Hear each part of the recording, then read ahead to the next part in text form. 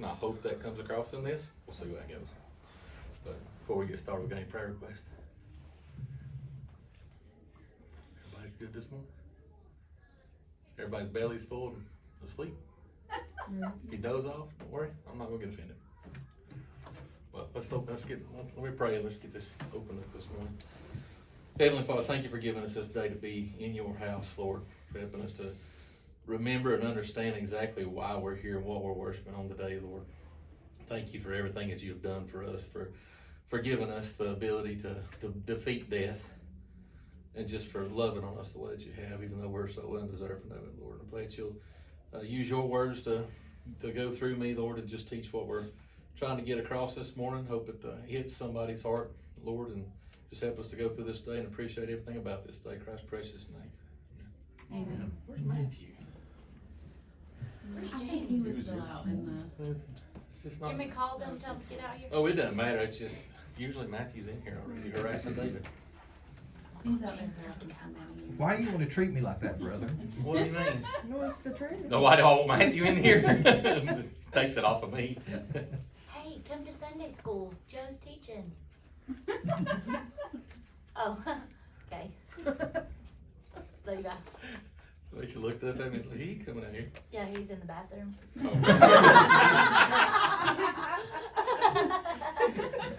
Gravy hit. Speaking of resurrection.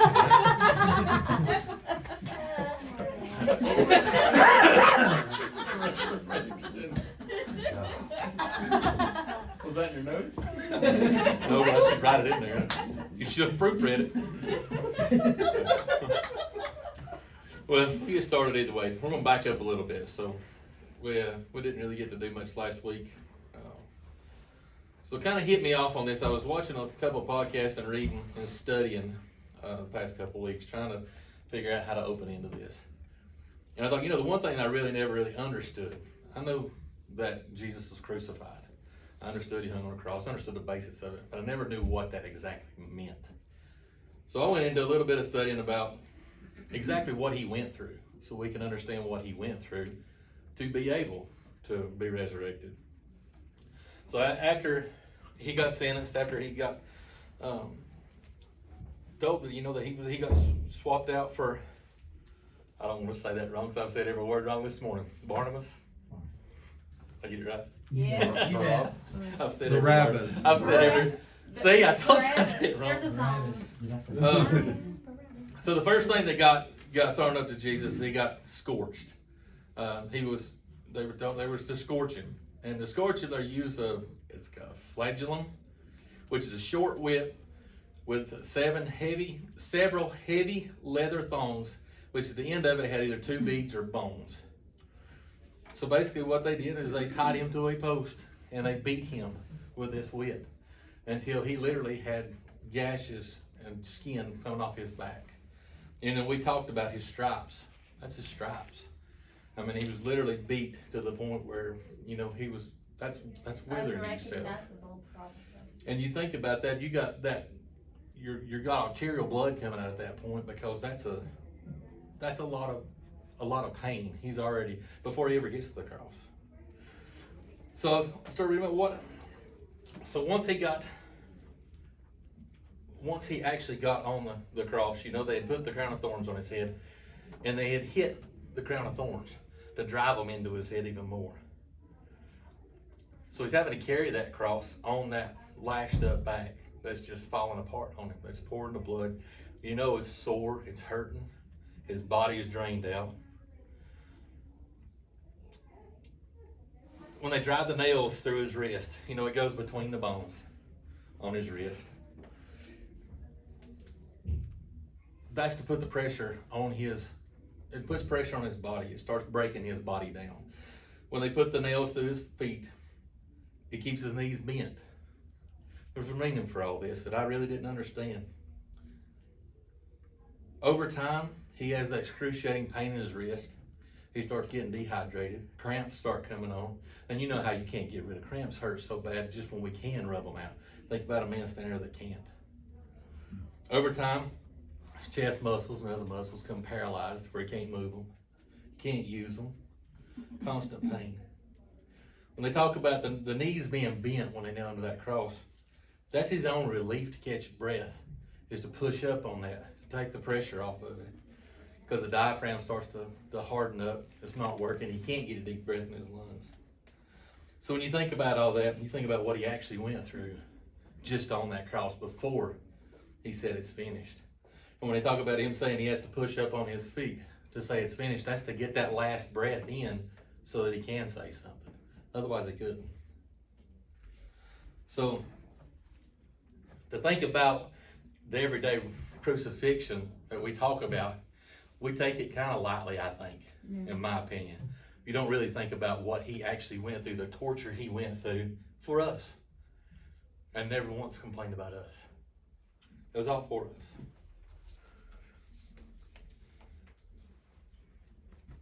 So the next step of what I'll really get into is you have to prove he's dead. That's the next step of this whole thing. In John 19:31, on down to 35, what it's talking about is, you know, the Jewish culture would not leave a body hanging on a cross on the Sabbath. They couldn't leave that around. It had to be all clean. So a lot of times what they would do, or what they would do every time, is they would go through, and if the people are still there and still alive, they'd break their legs. Well, that goes back again to why they left that little bit of room and they're being on their knees, is because they can still get that little bit of air. They break their legs so that they can't get that air. So that finishes the death process faster. 1933, it says, but when they came to Jesus and saw that he was dead already, they brake not his legs. But one of the soldiers with a spear pierced his sides, and forthwith came out there blood and water. So, again, it's foretelling the prophecy from before that, you know, Scott preached about it this morning. They said that not one bone in his body would be broken. They didn't need to break his leg. He was already dead. The other proof of that is it says, out came blood and water. Now, the understanding of that is, after death, the blood cells, the heavier red blood cells, clot blood, and the lighter or yellowish plasma, often seen as water, due to the gravity and the fluid buildup. So when they pierced his side and water and blood come out, they knew he was dead. That was the end of that. So that's why his legs did not get broken. Interesting thing that I come on. You know, we talk about the guards guarding the tomb. In Matthew 27, starting at 62, it says, now the next day that followed the day of the preparation, the chief priests and Pharisees came together unto Pilate, saying, Sir, we remember that the deceiver said, while yet he was alive, after 3 days I'll rise again. So now they're getting nervous. They're like, okay, we know he's dead. We put him in a tomb, but he's saying 3 days he's going to be alive. So what do? They sent Roman soldiers out to seal the tomb. Typically on something like that, it's between 4 and 16 soldiers they send out to guard this tomb. They seal the tomb, one by the stone rolling in front. The other is they put a rope across the stone from one side to the other that's sealed to the wall with either clay or wax. Then this seal was then imprinted with the official authoritative stamp of Rome. Moving the stone without breaking the seal was considered a severe crime and punishable by death. So because of their fear of Jesus making the proclamation that he was going to rise in 3 days, they sent soldiers out to guard the stone, to guard the tomb, so that they knew he wasn't going to be coming out of there. Now we're going to get into the resurrection a little bit. I'm reading two different sections of it. The one of them is John 20, and the other one's going to be in Matthew 28, just because I find it interesting. Differences in it. And I'm going to read these. So John 20:1 says, the first day of the week come of Mary Magdalene early, when it was yet dark, into the sepulchre, and seeth the stone taken away from the sepulchre. Then she runneth and cometh to Simon Peter, and to the other disciple to whom Jesus loved, which we know who that is. He writes it in the Bible. And said unto them, they have taken away, they the Lord, out of the sepulchre, and we know not where they have laid him. Peter therefore went forth, and the other disciple, and came to the sepulchre. So they ran both together, and the other disciple did outrun Peter, and came first to the sepulchre. And he, stooping down and looking in, saw the linen clothes lying, yet went not he in. Then cometh Simon Peter following him, and went into the sepulchre, and seeth the linen clothes lie. And the napkin that was about his head was not lying within the linen clothes, but wrapped together in a place by itself. Then went in also the other disciple, which came first to the sepulchre, and he saw and believed. For as yet they know not the scripture, but he must rise again from the dead. Then the disciples went away into their own home. A couple things I find interesting about that. You know, y'all probably heard this before. Is in the Jewish customs, a folded napkin means I'm coming back. Otherwise, they just get tossed to the side or piled up with the other stuff. So it's a pretty good sign that he's saying, you know, I'm coming back, because it's folded and put in place at the end. The other thing I thought was interesting about it is the clothes were still laid just like they were before. Nothing was disarrayed or moved around other than the napkin being folded up. So it shows a deliberate, unhurried resurrection rather than a panic of theft. Mm-hmm. So if the guys would have come in and stole the body, most likely the stuff would have been gone, or it had just been piled up somewhere. And that wasn't the case in there. So it shows this was deliberate and unhurried.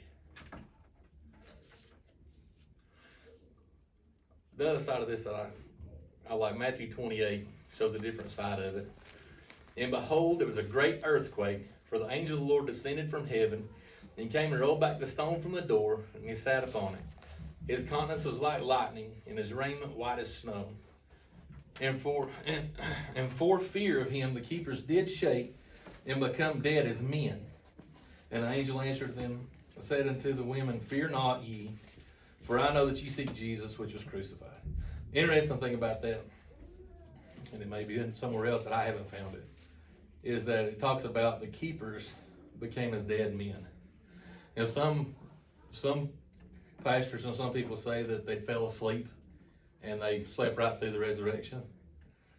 Kind of in the play like we showed last night, it showed them as being dead men. It's when the angels come back and shook, it's like they just fell out. So the interesting thing to me about this is, so with the Roman soldiers, you know, if their prisoner escapes, it's punishable by death. So automatically these guys, if they didn't die when the stone was rolled away, that's going to be their punishment when they get caught on this. I say that because in Matthew 28:8, it talks about the report of the guard. So I'll just read this, 11 through 15. Now when they were going, behold, some of the watch came into the city and showed to the chief priest all the things that were done. And when they were assembled with the elders and had taken counsel, they gave large money to the soldiers, saying, Say ye, his disciples came by night and stole him away while he slept. And if it come to the governor's ears, we will persuade him and secure you. So they took the money and did as they were taught, and they were saying, and this saying is commonly reported among the Jews until this day. So the guards went back and told them what went on, and they got paid off. Sounds like something that happened in today's world, what people do. So even they were all, I guess what gets me in this part of it, you think about this, is they were already afraid, is why they sent the Roman soldiers there. When the Roman soldiers come back and talk about the body being gone, now they're scared. So now their higher ups are paying them off to keep their mouths shut. Just thought that was interesting.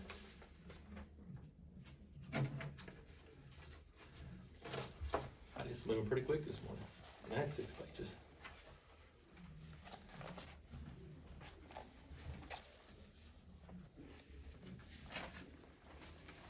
Bear with me this morning, I'm moving a little slow. All right, in John 20, 11 through 18, this is when Jesus appears to Mary Magdalene. And this is when Mary was at the sepulchre weeping. It says, But Mary stood stood without at the sepulchre weeping, and she wept and stood. She stooped down and looked into the sepulchre, and seeth two angels in white sitting, the one on the head and the other at the feet, where the body of Jesus had lain.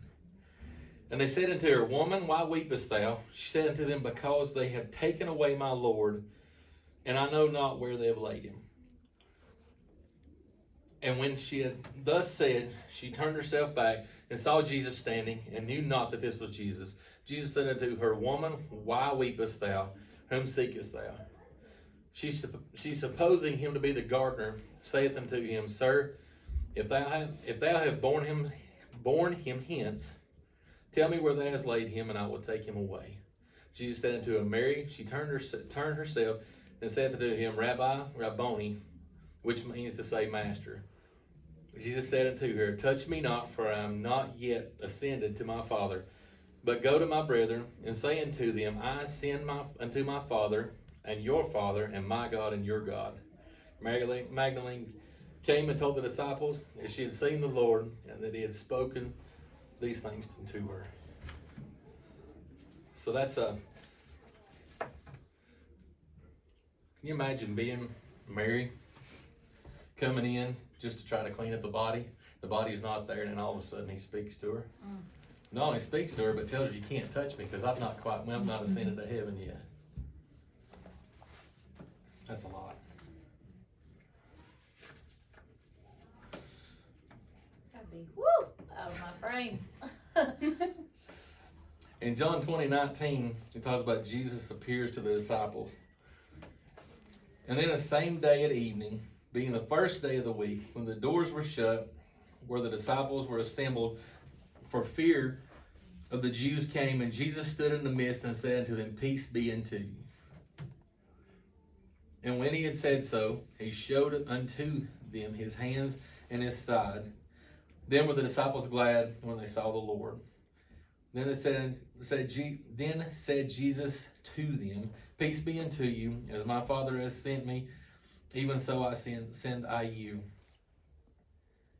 And when he had said this, he breathed on them, and saith unto them, Receive ye the Holy Ghost.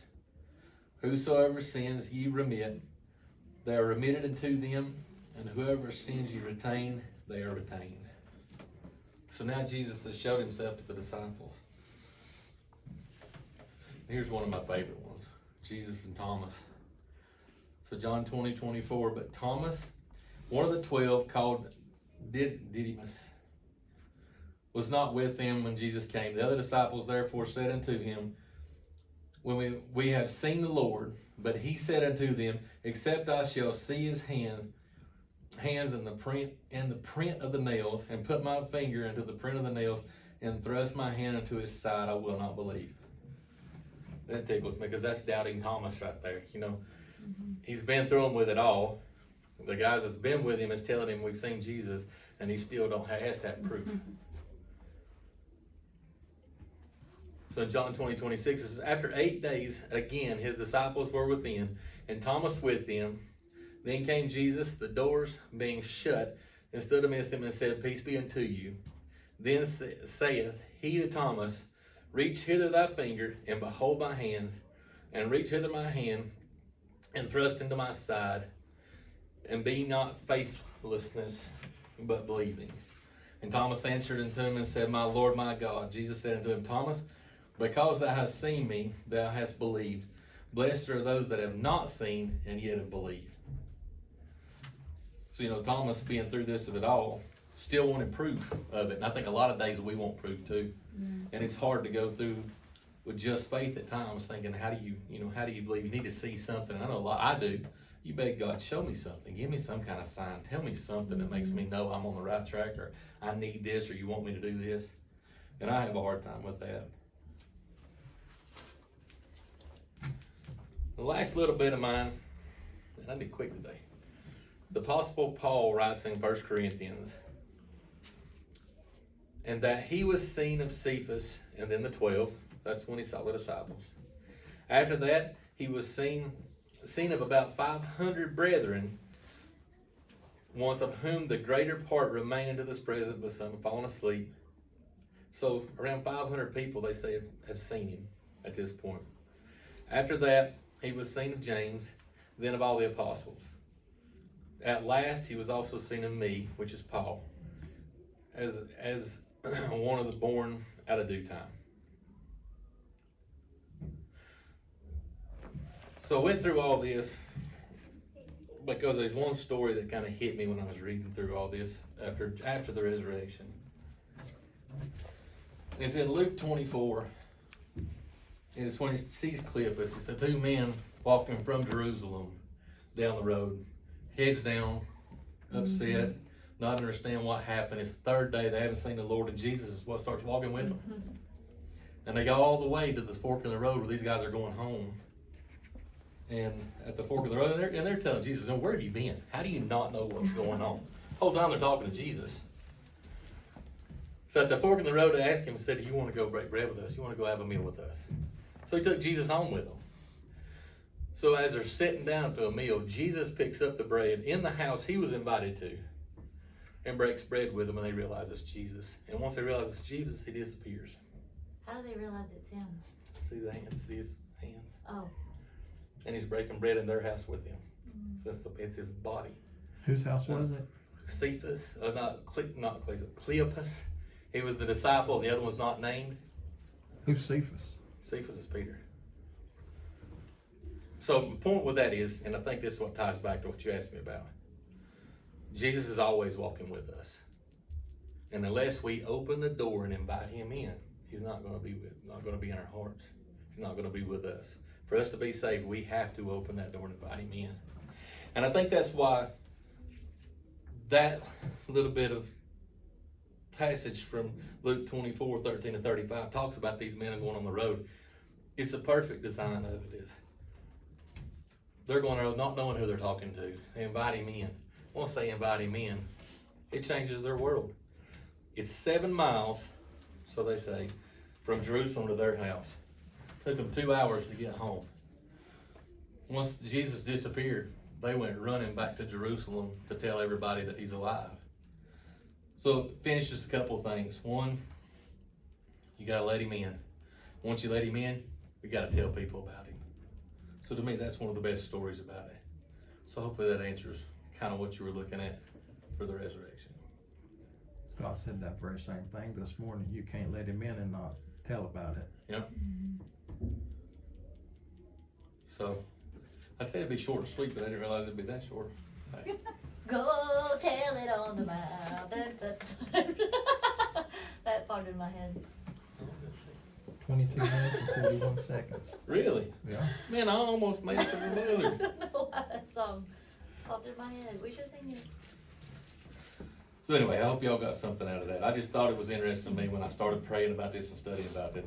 Some of the first thing that kept going to me was how he was crucified and what happened to his body when he did it. Man, I can't imagine somebody loving me so much that's never met me that's willing to go through that for me. Man. But he knows us better than we know ourselves. Oh yeah, he knows everything. The I'm doing. wickedness, all the bad parts too. He still loved us that much.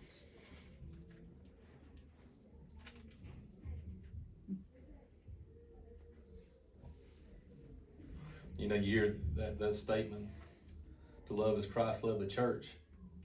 When you think about what we're studying and what we're learning this weekend, or what we already know and we're going back through, how do you love him like he loved us?